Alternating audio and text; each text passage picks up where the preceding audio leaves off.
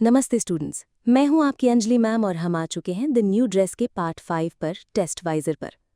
पिछले पार्ट में मेबल ने खुद को एक येलो डॉट और मिसेस होलमन को एक ब्लैक डॉट की तरह देखा था। वो इस पार्टी में इतना अजीब और अलग थलग फील कर रही थी कि उसे लग रहा था कि वो किसी से कनेक्ट ही नहीं कर सकती। तो चलिए देखते हैं अब उसके दिमाग में क्या चल रहा है। मिसेस होलमन अभी भी उससे अपनी कहानी सुना रही हैं। And Mrs. Holman, who could never get enough sympathy and snatched what little there was greedily as if it were her right, took this miserable offering and looked at it suspiciously, grudgingly.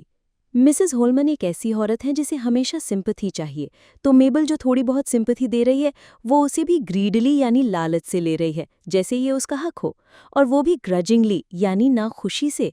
मेबल को लगता है कि Mrs होलमन की आवाज़ creaking कर रही है। This clamor of human beings like a row of cormorants barking and flapping their wings for sympathy, it was tragic. Could one have felt it and not merely pretended to feel it? मेबल को सारे इंसान जो sympathy के लिए भूखे हैं कॉमरेंट्स जैसे लगते हैं। कॉमरेंट्स एक तरह के समुद्री पक्षी होते हैं। उसको लगता है कि हम सब सिंपथी के लिए चीखते चिल्लाते रहते हैं और ये ट्रैजिक है। But in her yellow dress tonight, she could not wring out one drop more. She wanted it all for herself. She knew.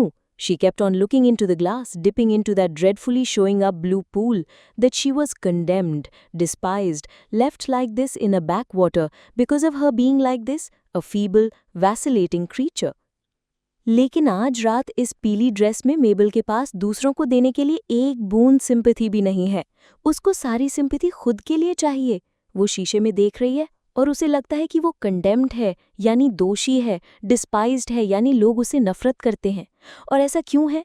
क्योंकि वो एक कमज़ोर, वैसिलेटिंग यानी डगमगाने वाले कैरेक्टर की मालिक है। And it seemed to her that the yellow dress was a penance which she had deserved, and if she had been dressed like Rose Shaw in lovely, clinging green, she would have deserved that. अब तो हद ही हो गई। उसको लग रहा है कि ये गंदी सी पीली ड्रेस एक पेनेंस यानी सज़ा है जिसकी वो लायक है, और अगर उसने रोज़ शॉ जैसी सुंदर ग्रीन ड्रेस पहनी होती तो वो सुंदरता के लायक होती, यानी वो अपनी ड्रेस को अपनी किस्मत और अपनी वैल्यू से जोड़ रही है। But it was not her fault altogether after all. It was being one of a family of 10, never having money enough, always skimping and pairing. फिर वो खुद को थोड़ा साफ करने की कोशिश करती है। वो सोचती है कि ये पूरी तरह उसकी गलती नहीं है। वो 10 भाई बहनों के परिवार से थी, हमेशा पैसों की कमी रहती थी, हमेशा स्किम्पिंग यानी कंजूसी करनी पड़ती थी, इसलिए शायद उसमें ये इन्फीरियॉरिटी कॉम्प्लेक्स है। वो अपने पास्ट को याद करती है, the sheep farm failing, her eldest brother marrying beneath him, they petered out respectively in sea side resorts. उसकी फैमिली में एक के बाद एक कैटास्ट्रॉफिक यानी बुरा वाकया होता गया। भेड़ों का फार्म फेल हो गया, बड़े भाई ने अपने से नीचे स्टेटस में शादी कर ली, धीरे धीरे उनकी फैमिली पीटर्ड आउट यानी ख़त्म सी हो गई। For all her dreams of living in India, married to some hero like Sir Henry Lawrence, she had failed utterly. She had married Herbert, with his safe but permanent underling's job in the law courts. उसने सपने देखे थे India में रहने के, sir Henry Lawrence जैसे किसी hero से शादी करने के, लेकिन उसके सारे सपने टूट गए। उसने हर्बर्ट से शादी की जिसका लॉ कोर्ट्स में एक सेफ पर छोटा सा काम था। And they managed tolerably in a smallish house without proper maids. But now and then when she was alone, or just bread and butter, but now and then Mrs. Holman was off and would tell everyone about Mabel's fantastic appearance. वो एक छोटे से घर में बिना नौकरानी के टॉलरेबली यानी ठीक ठाक गुजारा कर रहे थे, और अभी पार्टी में उसे डर लग रहा है कि मिसेस होलमन जैसे लोग उसके अजीब से लुक के बारे में सबको जाकर बताएंगे। अब वो इन सब नेगेटिव थॉट से बचने के लिए एक चेयर पर अकेले बैठ जाती है ताकि उसे चार्ल्स बर्ट या रोज शॉ से बात न करनी पड़े, जो मैगपाइज की तरह आपस में बातें कर रहे हैं। और अब वो अपनी डिलिशियस मोमेंट्स यानी जिंदगी के कुछ खुशी के पलों को याद करती है। At Easter, a great tuft of pale sandgrass, standing all twisted like a shock of spears against the sky, and then the melody of the waves. Hush, hush, they said. Yes, it was a divine moment. वो Easter के time को याद करती है, समुंदर के किनारे जहाँ उसने घास को देखा था, लहरों की आवाज़ सुनी थी। वो उसके लिए एक डिवाइन मोमेंट यानी एक अनोखा पवित्र पल था। उस पल में उसने खुद को गॉडेस यानी देवी के हाथों में एक लैम यानी भेड़ के बच्चे जैसा महसूस किया था।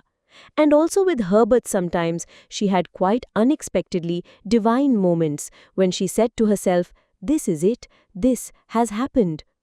और अपने हस्बैंड हर्बर्ट के साथ भी उसे ऐसे ही डिवाइन मोमेंट्स मिले थे, अचानक से, जब उसने खुद से कहा था, दिस इज इट, यही है असली खुशी। And the other way about it was equally surprising. When everything was arranged, then nothing happened at all. One wasn't happy. It was flat, just flat. That was all. उफ, कितनी गहरी philosophy है। असली खुशी प्लान्ड मोमेंट्स में नहीं, बल्कि unexpected छोटे छोटे पलों में मिलती है। क्या आप अग्री करते हैं? ऐसे ही डीप इंसाइट्स और इजी एक्सप्लेनेशंस के लिए testwiser.com आपके लिए बेस्ट प्लेटफॉर्म है, जहां आपको बोर्ड एग्जाम से लेकर MHTCET, JEE, नीट तक की सारी तैयारी के लिए study material, test series, videos और नोट्स मिलेंगे। और हमारी फ्री व्हाट्सएप और टेलीग्राम टॉपर स्टडी ग्रुप्स को ज्वाइन करना ना भूले, लिंक डिस्क्रिप्शन में है। मेबल ने अपने खुशी के पल तो याद कर लिए, पर क्या इससे उसकी अभी की सिचुएशन आसान होगी? क्या वो पार्टी में नॉर्मल हो पाएगी? ये सब जानेंगे फाइनल पार्ट में। तब तक के लिए वीडियो को लाइक करें, दोस्तों के साथ शेयर करें और चैनल को सब्सक्राइब करें। मिलते हैं अगले वीडियो में। Bye bye.